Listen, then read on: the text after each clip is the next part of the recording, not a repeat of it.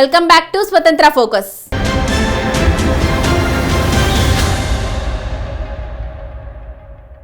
బీహార్కు ప్రత్యేక హోదా ఇవ్వాలని ముఖ్యమంత్రి జేడీయూ అధినేత నితీష్ కుమార్ పట్టుబడుతున్నారు. బీహార్కు ప్రత్యేక హోదా అనేది ఎప్పటి నుంచో ఉన్న డిమాండ్.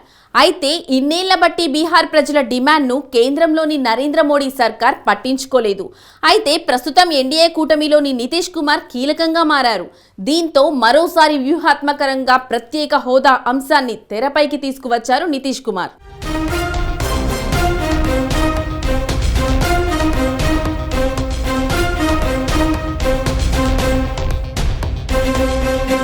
ఎన్డీఏ కూటమిలో తెలుగుదేశంతో పాటు కీలక భాగస్వామ్య పక్షంగా మారిన జనతాదళ్ యునైటెడ్ జేడీయూ పార్టీ కూడా ఈసారి కేంద్రంలోని సంకీర్ణ ప్రభుత్వం ముందు కీలక డిమాండ్లు ఉంచుతోంది.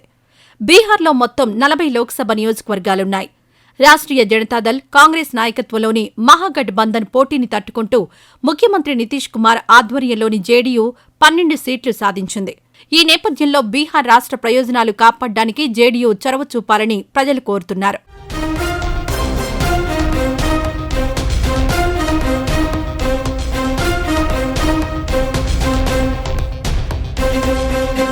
తాజాగా బీహార్కు ప్రత్యేక హోదా అంశం తెరమీదకొచ్చింది. బీహార్కు ప్రత్యేక హోదా అంశం ఇప్పటిది కాదు, చాలా కాలం నుంచి ఉన్నదే. అయితే ఇప్పటి వరకు ప్రత్యేక హోదా అంశంపై బీహార్కు కేంద్ర ప్రభుత్వం నుంచి ఎటువంటి హామీ లభించలేదు. తాజాగా జేడీయూ సీనియర్ నేత బీహార్ మంత్రి విజయ్ కుమార్ చౌదరి పాట్నాలో ప్రత్యేక హోదా అంశాన్ని లేవనెత్తారు.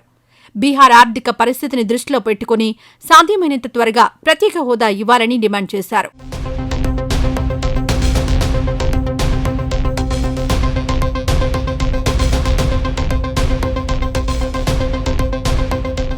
బీహార్ ముఖ్యమంత్రి జేడీయూ అధినేత నితీష్ కుమార్ కొంతకాలంగా తమ రాష్ట్రానికి ప్రత్యేక హోదా డిమాండ్ చేస్తున్నారు. ప్రత్యేక హోదా డిమాండ్పై కిందటేడాది ఆయన నాయకత్వంలోని రాష్ట్ర కేబినెట్ ప్రత్యేక తీర్మానాన్ని కూడా ఆమోదించింది.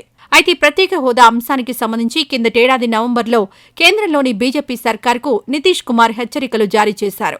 బీహార్కు అతి త్వరలోనే ప్రత్యేక హోదా ఇవ్వాలని అప్పటి నరేంద్ర మోడీ ప్రభుత్వాన్ని నితీష్ కుమార్ డిమాండ్ చేశారు. ప్రత్యేక హోదా ఇవ్వకపోతే కేంద్రానికి వ్యతిరేకంగా బీహార్ వ్యాప్తంగా ఉద్యమం చేపడతామని అప్పట్లోనే నితీష్ కుమార్ ప్రకటించారు.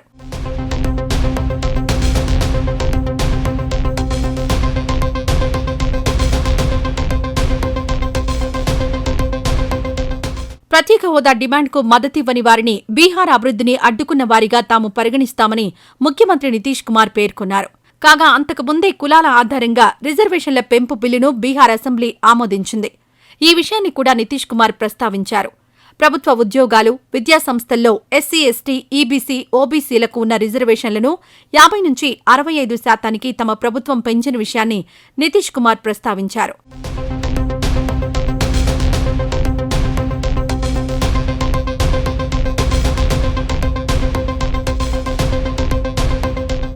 బీహార్కు ప్రత్యేక హోదా అంశంపై జేడీయూ అధినేత నితీష్ కుమార్ చాలా క్లారిటీతో ఉన్నారు.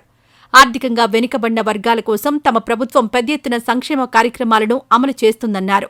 దీనికోసం బీహార్ వంటి పేద రాష్ట్రానికి అనేక కోట్ల రూపాయలు ఖర్చవుతుందన్నారు. అయితే బీహార్కు ప్రత్యేక హోదా ఇస్తే వచ్చే 2.5 ఏళ్లలోనే ప్రజలకు మెరుగైన సదుపాయాలు అందించగలుగుతామన్నారు.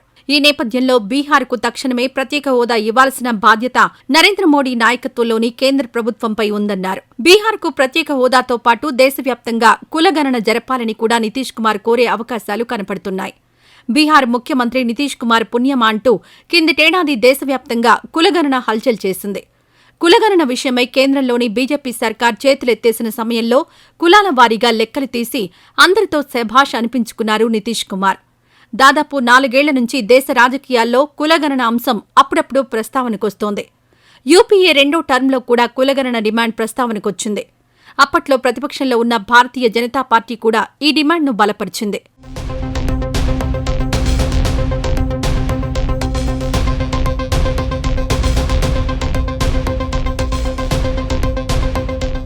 ఈ పరిస్థితుల్లో 2014లో కేంద్రంలో బీజేపీ అధికారానికొచ్చింది. అధికారానికి వచ్చిన తర్వాత కులగణనకు ప్రధాని నరేంద్ర మోడీ ప్రభుత్వం ఎటువంటి చొరవ చూపలేదు.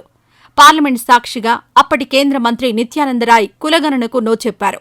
కులాల వారీ జనాభా లెక్కలపై స్పష్టత లేకపోవడంతో వెనుకబడిన తరగతులు బాగా నష్టపోయాయన్నది వాస్తవం. బీసీ జనాభాకు చెందిన లెక్కల వివరాలు లేకపోవడంతో రిజర్వేషన్ల శాతం నిర్ణయించడంలో కేంద్ర రాష్ట్ర ప్రభుత్వాలు ఇబ్బందులు పడుతున్నాయి. ఈ లెక్కలు స్పష్టంగా లేకపోవడం వల్లనే సుప్రీంకోర్టు, హైకోర్టులు రిజర్వేషన్ల శాతాన్ని నిర్ణయించడాన్ని కొట్టివేస్తున్నాయి. జనాభా లెక్కలు సమగ్రంగా లేకపోవడంతో రిజర్వేషన్లు ఏ మేరకు నిర్ణయించాలనే అంశంపై బీసీ కమిషన్లు ఇబ్బందులు పడుతున్నాయి. ఈ నేపథ్యంలో వెనుకబడిన తరగతులకు ప్రయోజనాలు కలిగే విధంగా కేంద్ర ప్రభుత్వం వ్యవహరించాల్సిన అవసరం ఉంది.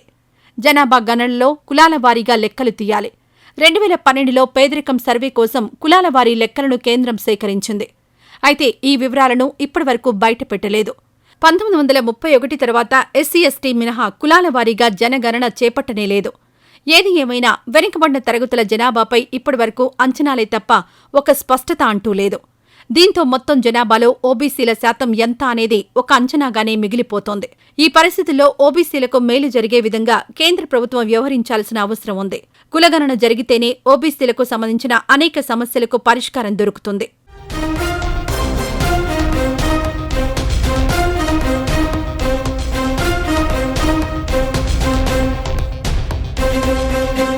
ఏమైనా ఈసారి కేంద్రంలో అటు చంద్రబాబు నాయుడు, ఇటు నితీష్ కుమార్ కీలకంగా మారారు.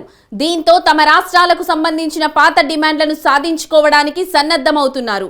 ఇది ఇవాల్టి స్వతంత్ర ఫోకస్. రేపు మరో అంశంతో మళ్ళీ కలుద్దాం. అప్పటి వరకు చూస్తూనే ఉండండి స్వతంత్ర టీవీ.